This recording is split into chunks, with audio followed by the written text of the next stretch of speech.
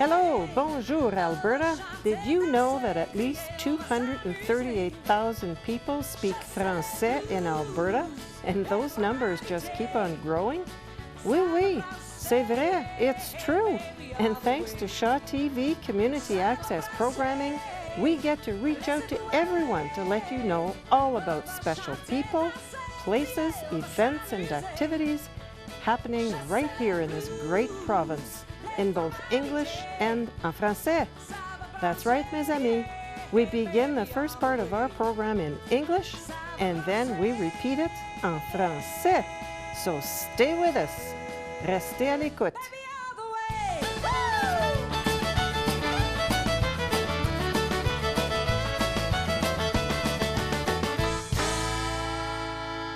Welcome et bienvenue to Hello, Bonjour, Alberta.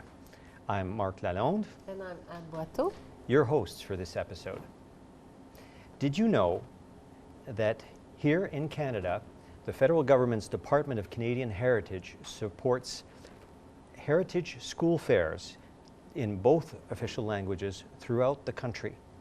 To learn more about this fascinating concept, we're very pleased to welcome Robert Lennard, who is, in addition to being a history wrangler, we'll find out what that is, he's the current coordinator of the Calgary Heritage School Fairs this year, and also the historian and director of education and outreach at the Bow Valley Ranch. Welcome, Robert. Yes, absolutely wonderful, thrilled to be here. Sound like a busy man. Yes, I'm very, very busy. Matter of fact, prior to my position that I have today, I was actually the former director of the Alberta Heritage School Fairs. Okay, so you've been involved in I've been the movement involved for quite some yes, time. and that was a two-year Yes. position. And I traveled actually close to 50,000 kilometers across the province, met over 16,000 kids, entertained them, sharing my love and my passion for history, as well as also telling everybody about the exciting national program, the Heritage School Fair program. Let's find out a bit more about you first, Sure. Robert. So where are you originally from, and how did you develop this passion for history? Well, thank you very much for asking that, Mark. What happened back in 2004, I went into a Chapters bookstore.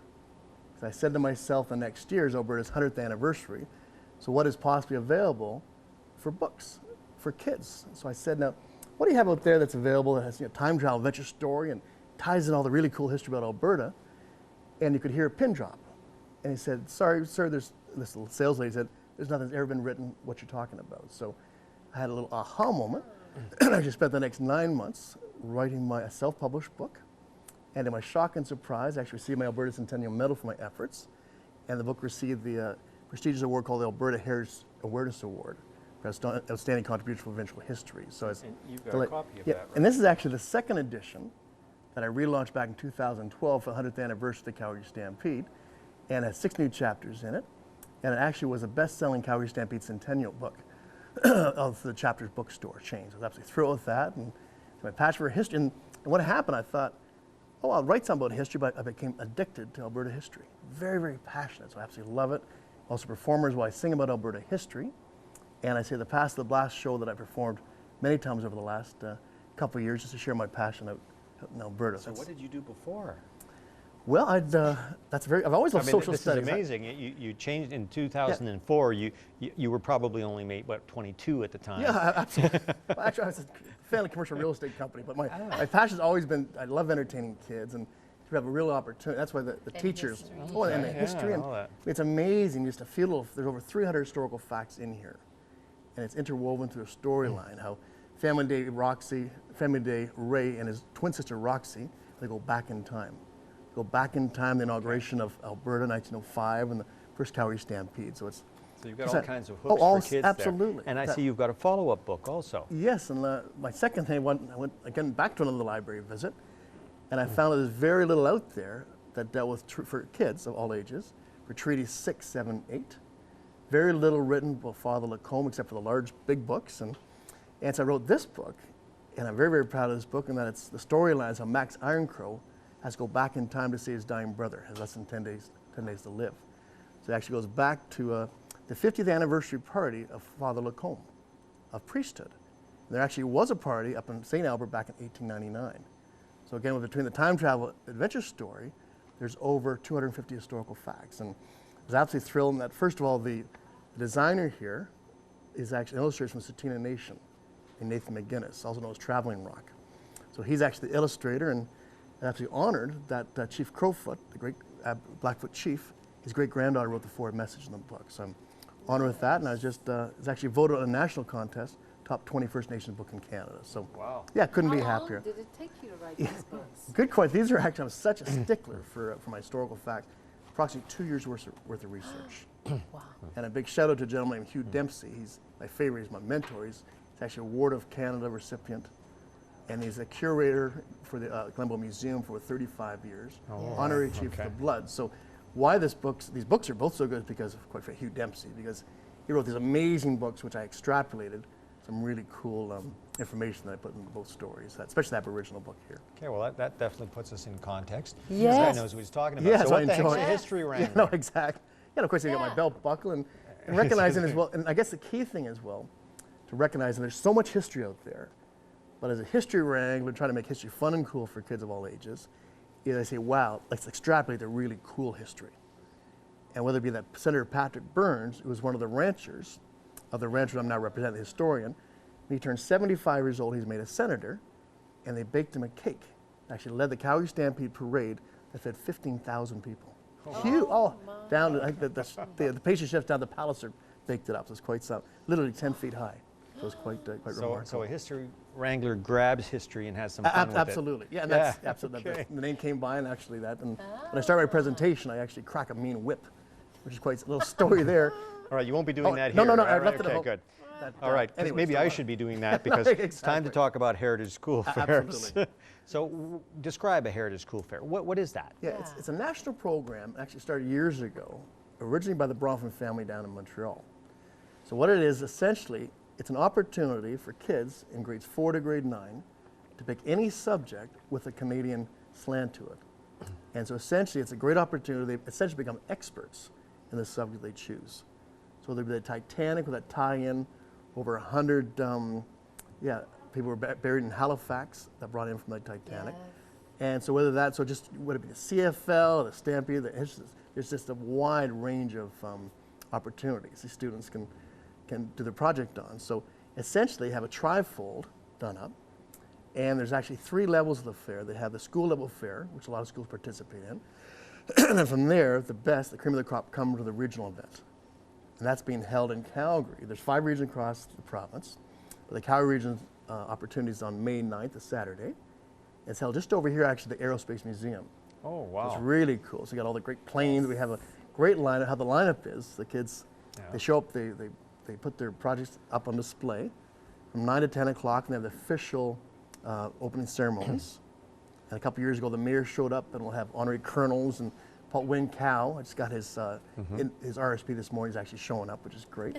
My favorite that's Paul, he good, loves, I'm yeah. sure you've heard of Wynn Cow. Yes. Yeah. He's in Alberta's friends when it comes to culture and right, history. Oh, yes. I love the Yeah. guy. So he'll be there, and then we have the official piped-in ceremonies. And then from 10:15 to 10:30, we have 40 or 50 judges that actually go and they look and they ask questions. And the projects can be in either French or English. And that's right? correct. We actually have a very active school. It's called Mother Teresa.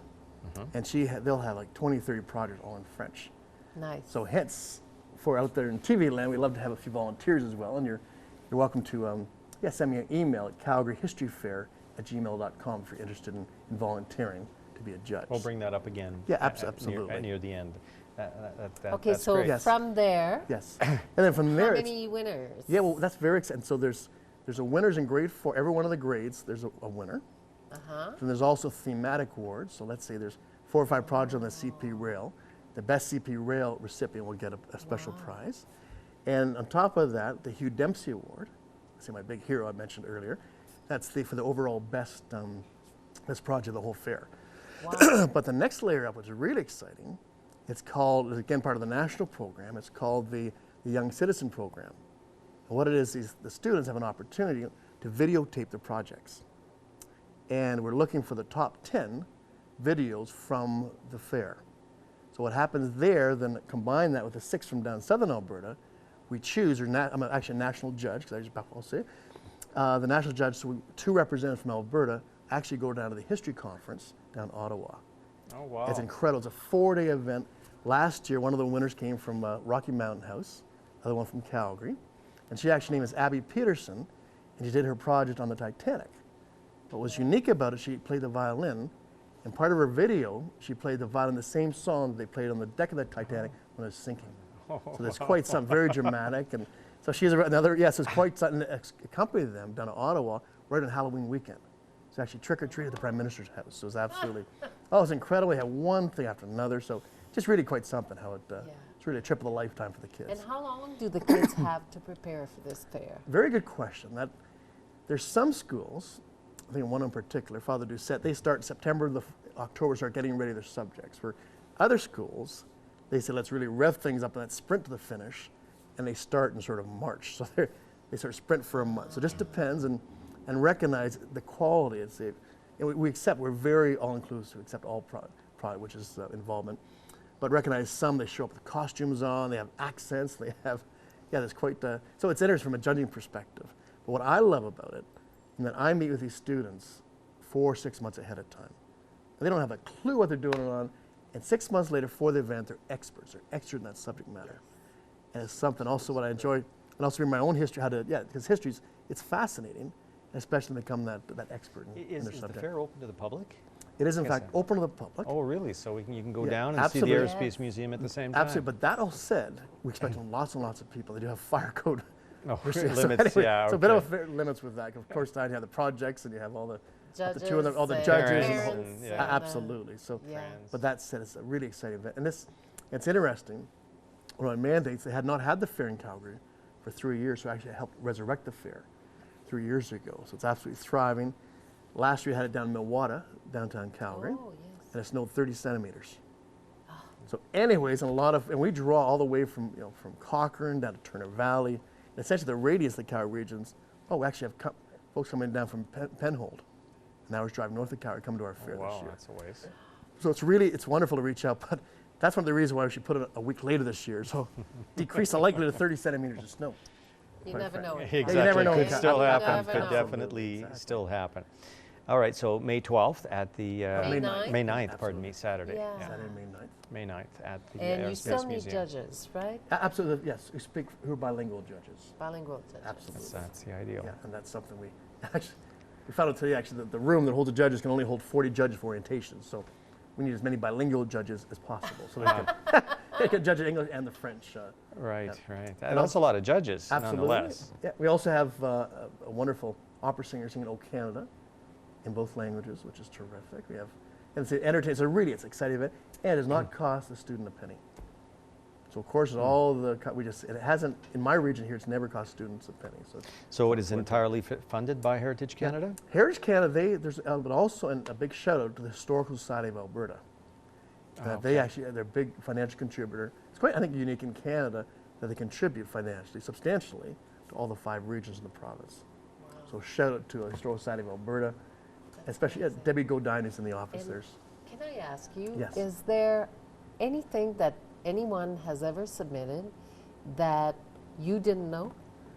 I have a good question, and I pride myself. I mean, when I became passionate about Alberta history, I said, I'll never be an expert in Canada history, but Alberta history, now that's really exciting. So, to answer your question, it's tough to catch those curveballs in Alberta. I'm really, as far as certainly, Canada-wide, it's quite, I know. Quite a lot of Whether it be a pirate off the East Coast or what have you. Okay, so the challenge this year will be to try and find a project. An Alberta-based Robert Lennard. Absolutely, that stumps the Okay, history well, rank. thank you very much to our guest, Robert Lennard, historian extraordinaire. Please stay with us. We continue en français.